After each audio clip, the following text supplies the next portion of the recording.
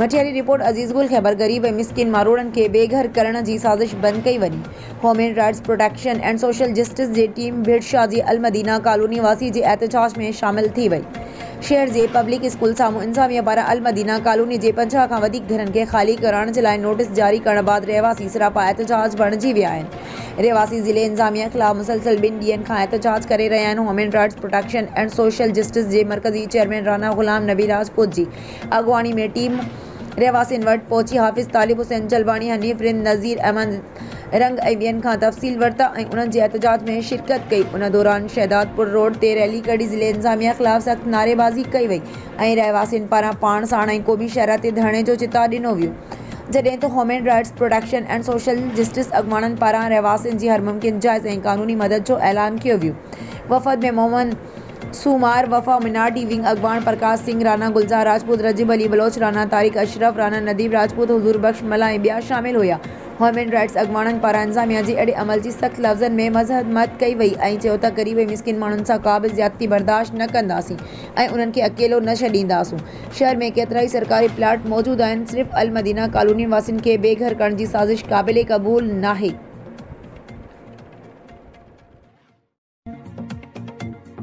तकरन report काजी अली रजा सन्नाई, सिंधी अदबी संघ के secretary Mohammad Hanif Soomro, तालका education officer Syed कुर्बान अली शाह, सीनियर उस्ताद मोहम्मद सलीम सुमरो ऐं हमदर्द सपोर्ट प्रोग्राम के चेयरमैन काजी जावेद सन्नाई ते मुश्तमिल गडियल वफ़द अता चानियो म्यूज़ियम जो दौरो कयो, जिते शाह अब्दुल लतीफ़ भटाई की शायरी में ज़िक्र कियल सभी शयुनि खे म्यूज़ियम के बानीकार अता मोहम्मद चायो ॾे तोड़े पर ॾेह मां हथ करे सिंगारे रखियो आहिनि। उन मौक़े ते अता चानियो ॿुधायो त पाण जॾहिं टंडो ॼामसरी यूनिवर्सिटी में DVM जी तालीम हासिल करे रहियो तॾहिं खेसि शौक़ु जाॻियो त लतीफ़ साईंअ जी शायरी में ज़िक्र कियल शयुनि खे गॾु कजे। हिन ॿुधायो त हू लतीफ़ जो आशिक़ अॻे ई उहो बस पोइ इश्क़ ऐं शौक़ु खेसि म्यूज़ियम क़ाइमु करण ते मजबूर कयो। अता म्यूज़ियम में लतीफ़ साईं जे ज़िक्र कियल शयुनि खां सिवा बि हज़ारे शयूं ऐं सवें किताब पिणु मौजूद हुआ। जॾहिं त अता चानियो खे खेसि म्यूज़ियम क़ाइमु करण ते मुख़्तलिफ़ इदारनि पारां मिलियल एवार्डनि जी पिणु डिघी कतार हुई। अता ॿुधायो त हू दुनिया जा 24 मुल्क घुमी चुको आहे, खेसि अल्लाह साईं नवाज़ियो आहे, पाण वेटरनरी डॉक्टर आहे, पर पंहिंजूं माशी तोड़े ॿियूं ज़रूरतूं पंहिंजे अबाणे ज़मींदारीअ मां पूरियूं कंदो आहियां। अता म्यूज़ियम जे मुआइने वक़्तु अता जंहिं शइ जे तारीफ़ करायो पए उहो लतीफ़ साईं जी शायरी में करे पई ॿुधायो।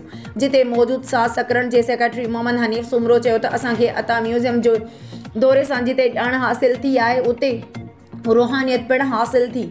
इंशाअल्लाह कोशिश कंदासीं त ईद खां पोइ सकरन में भेटाई जी शायरी ते फ़िक्री विहक घुराए उते अता मोहम्मद चायो खां लेक्चर ॾियारींदासीं।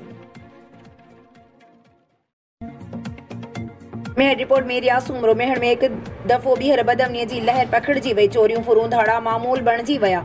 मेहर भरिसां मेहर रांधण रोड ते नामालूम हथियारबंदनि रोड ब्लॉक करे ईंदड़ वेंदड़ मुसाफ़िरनि खे फुरलुट कंदा रहिया। हथियारबंदनि मेहर ईंदड़ मुसाफ़िरनि खे हथियार जे ज़ोर ते यरख़माल बणाए हज़ारे रुपया रोक रक़म मोबाइल सेट फुर करे खेनि बांधी बणाए विहारींदा रहिया। हथियारबंदनि एम्बुलेंस ते लाश खणी ईंदड़नि खे बि न बख़्शियो। हैदराबाद खां औरत जो लाश खणी मेहर जे गोठशेर मोहम्मद चांडियो वेंदड़ ज़ीशान खोखर ऐं ॿियनि खे यरख़माल बणाए खेसि रोक रक़म मोबाइल सेट बि फुर करे विया। हथियारबंदनि 1 कलाक ताईं रोड बंदि करे फुरलुट करण बाद बांधी बणियलनि खे आज़ादी करे छॾियो। होॾां मेहर जे ए सेक्शन थाणे खां थोरी मुफ़ासिले ते नामालूम चोर रामपुर मोहल्ला जी लेडी हेल्थ वर्कर करीमत देबर जे ख़ांगी क्लिनिक वियम घर में दाख़िल थी शिफ़ा खाने मां दवाऊं, डॉक्टर जो सामान, बैटरी, स्टेबलाइज़र ऐं ॿियो सामान चोरी करे फ़रार थी विया। वाक़िअनि ख़िलाफ़ मुतासिरीन पारां एहतजाज कंदे SSP दादू खां नोटिस वठण जी घुर कई आहे। जॾहिं त मेहर में वधंदड़ बदमनी, चोरी ऐं धाड़नि वारनि वाक़िअनि बाद मेहर पुलिस ख़ामोश तमाशाई बणियल आहे। शहरियुनि जो चवणु आहे त पुलिस वारदात वारे हंध ते न पई पहुचे, पर थाणे ते फ़रियाद ॿुधण वारो बि केरु न आहे। मेहर पुलिस ऐं एस सेक्शन ॾोहारियुनि जो साथारी बणियल पंहिंजी अयाशियुनि ऐं मंथिलियुनि वसूल करण में पूरो आहे, जंहिं सबबु ॾोहनि में वाधारो थी वियो आहे। सिजावल रिपोर्ट इम्तियाज़ मेमन, सिजावल में बदमनी, लाक़ानूनियत ऐं मंशियात क़ौमी अवामी तहरीक जे अॻवान कामरेड यूसुफ कुंभार जी फैमिली खां फुर ख़िलाफ़ क़ौमी अवामी तहरीक ऐं सिंधियाणी तहरीक जे सॾ ते मामूल आॾो चौक खां रैली कढी SSP ऑफिस आॾो धरणो हंयो वियो, जंहिंजी क़यादत क़ौमी अवामी तहरीक जो मरकज़ी प्रेस तर्जमान अशरफ अली जो, सिंधियाणी तहरीक जे मरकज़ी सदर ज़ीनत समूह, ज़िले सदर पुनल सोलंकी कामरेड यूसुफ कुंभार, सिंधियाणी तहरीक जे अॻवान राफ़िया पली जो, हुमेरा ख़ासकली बख्तावर चंद ऐं ॿियनि कई। धरणे में औरतुनि समेत समें कारकुन ऐं मुख़्तलिफ़ तंज़ीमुनि जे अॻवाननि, सिंध तरक़ी पसंद पार्टी जे अॻवाननि गनी मला, मुमताज़ लगारी, वहदत अल मुस्लिमीन, सजावल जे अगवान हाजी मुज़फ़र अली लगारी, विकला बिरादरी, अली अकबर लगारी, सुल्तान खोसो, इमरान शाह शहरी शरीक हुआ।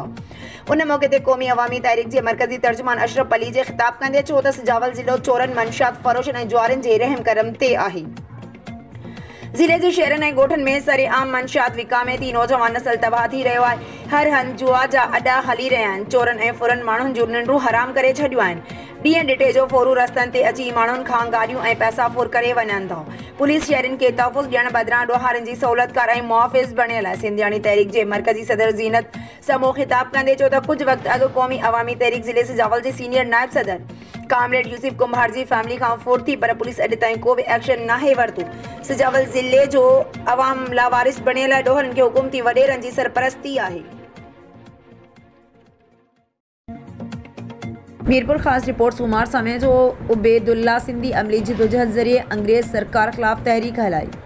बरसगीर जी आज़ादी लाइ क़ुर्बानियूं ॾींदड़नि खे विसारियो वियो आहे। अहिड़नि ख़लनि जो इज़हार इमाम इनक़लाब उबैदुल्ला सिंधी ऐं तहरीक आज़ादी जे रहनुमा ग़ुलाम मोहम्मद भुरगड़ी खे ख़ैराज तहसीन पेश करण जे लाइ हाल में थींदड़ प्रोग्राम खे ख़िताब कंदे मुक़र्रिरीन कयो। तक़रीब खे ख़िताब कंदे प्रोफेसर डॉक्टर अनीस राजपुर, अल्ताफ़ अब्बासी, अनवर नुहानी, अकबर भुरगड़ी, शमीम मरी, राधा भील, ज़हूर लगारी, ताज बलोच, शेर मोहम्मद सोलंगी ऐं ॿियनि चयो त उबैदुल्ला सिंधी जो नज़रियो अॼु बि घणनि मसइलनि जो हल आहे। उबैदुल्ला सिंधी जलावतनी दौरान कांग्रेस कमेटीअ जे ज़रिए हिंदुस्तान में अंग्रेज़ के कढण लाइ जिदोजहद कई। उबैदुल्ला सिंधी फाउंडेशन पारां मुनक़द सेमिनार के ख़िताब कंदे मुक़र्रिरीन चयो त ग़ुलाम मोहम्मद भुरगड़ी ऐं उबैदुल्ला सिंधी जो जिदोजहद सबबि अंग्रेज़ कमज़ोर थियो।